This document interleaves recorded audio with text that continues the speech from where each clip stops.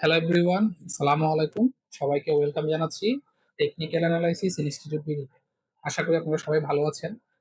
আজকে আমাদের ক্লাস 6 এ ক্লাস হবে। আমরা ক্লাস 4 এবং 5 এর মধ্যে বুলিশ ক্যান্ডেলস্টিক প্যাটার্ন গুলো নিয়ে আলোচনা করেছিলাম অথবা পড়েছিলাম। আজকে আমরা ক্লাস 6 এ বিয়ারিশ ক্যান্ডেলস্টিক নিয়ে আলোচনা করব।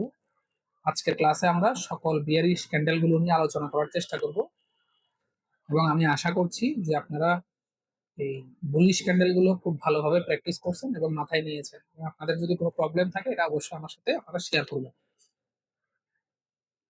চলেন আমরা আমাদের আজকের ক্লাস শুরু করি।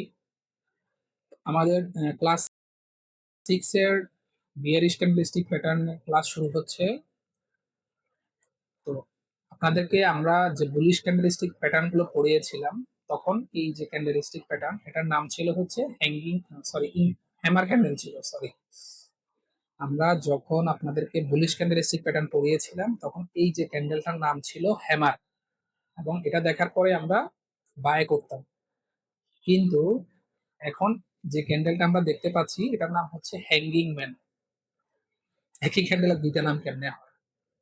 দেখেন, আমরা যখন হ্যামার পড়েছিলাম তখন মার্কেট কি ছিল, সাপোর্ট এরিয়াতে এটা তৈরি করতো। মার্কেট যখন উপর থেকে নিচে নামতো সাপোর্ট এরিয়াতে এটা তৈরি করতো। কিন্তু এখন হ্যাঙ্গিং ম্যানটা মার্কেট উপর থেকে যখন নিচে যাবে রেসিস্ট্যান্স এরিয়াতে তৈরি করবে, তখন আমরা ওটাকে হ্যামার না বলে হ্যাঙ্গিং ম্যান বলবো। আপনারা আশা করি বুঝতে পারছেন।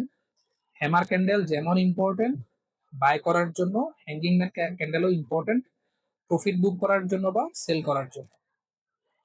এখানেও সেম কথাটা থাকবে যে আমরা ক্যান্ডেলের ডাউনের যে ক্যান্ডেলটা এটা ব্রেক ডাউন করা পর্যন্ত অপেক্ষা করবো, করলে আমরা ভালো কনফার্মেশন নিয়ে সেল নিচ্ছি এটা বোঝাবে আর কি।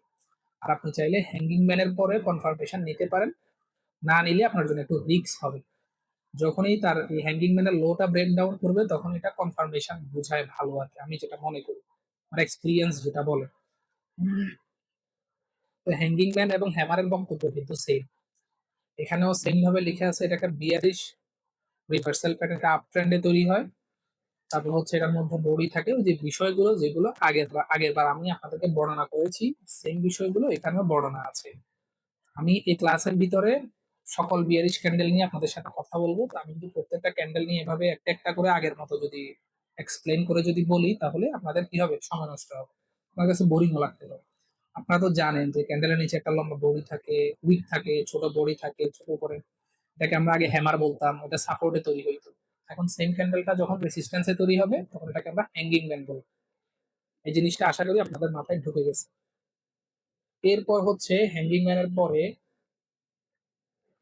শুটিং স্টার, যেটাকে আমরা ইনভার্টেড হ্যামার বলতাম, যেটাকে আমরা ইনভার্টেড হ্যামার বলতাম, ওটাকে আমরা এখন শুটিং স্টার বলবো। শুটিং স্টারটাও সেম ব্যাখ্যা, যে এটার উপরে লম্বা উইক থাকবে, এটা লাল সবুজ দুই কালারের হইতে পারে, এবং হচ্ছে এটা কেমন থাকবে সবকিছুই আপনারা দেখলেন আর কি। দেখেন, শুটিং স্টারটা রেসিস্ট্যান্স এরিয়াতে তৈরি হয়। শুটিং স্টারটা রেসিস্ট্যান্স এরিয়াতে তৈরি হয়। তো দেখেন শুটিং স্টারটা মার্কেটে ফল করতেছে, এই যে ফল করতেছে, এটাই হচ্ছে বিষয়। শুটিং স্টার এবং ইনভার্টেড হ্যামারের পার্থক্য কি? ক্যান্ডেল দেখতে এমন, পার্থক্য হচ্ছে এটাই যে আগে এটা সাপোর্টে তৈরি হইতো, এটা রেসিস্ট্যান্সে তৈরি হয়, এই জন্য এটার নাম পরিবর্তন হচ্ছে। এটা রেসিস্ট্যান্সে তৈরি হলে আমরা এটা পরে ক্যান্ডেল কনফার্মেশন নিয়ে চাইলে সেল করতে পারি। আশা করি বুঝতে পারছেন। দেখেন, শুটিং স্টারের ব্যাখ্যাও সেম, একটা বিয়ারিশ রিভার্সাল প্যাটার্ন যা সাধারণত আপ ট্রেন্ডের শেষে দেখা যায়।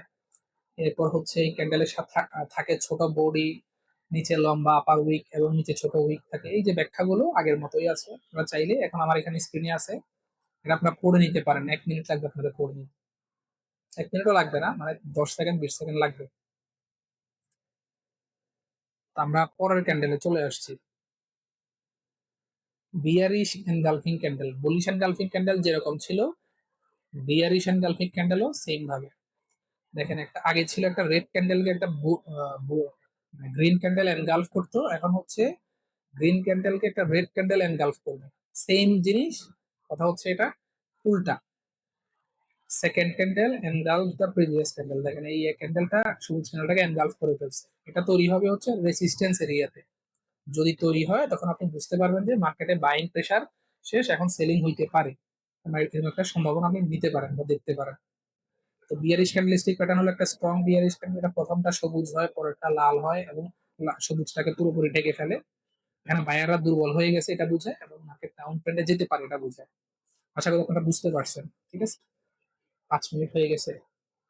ঠিক আছে, পরের পরের ক্লাস রেকর্ড করি, নাহলে বড় হয়ে যাবে।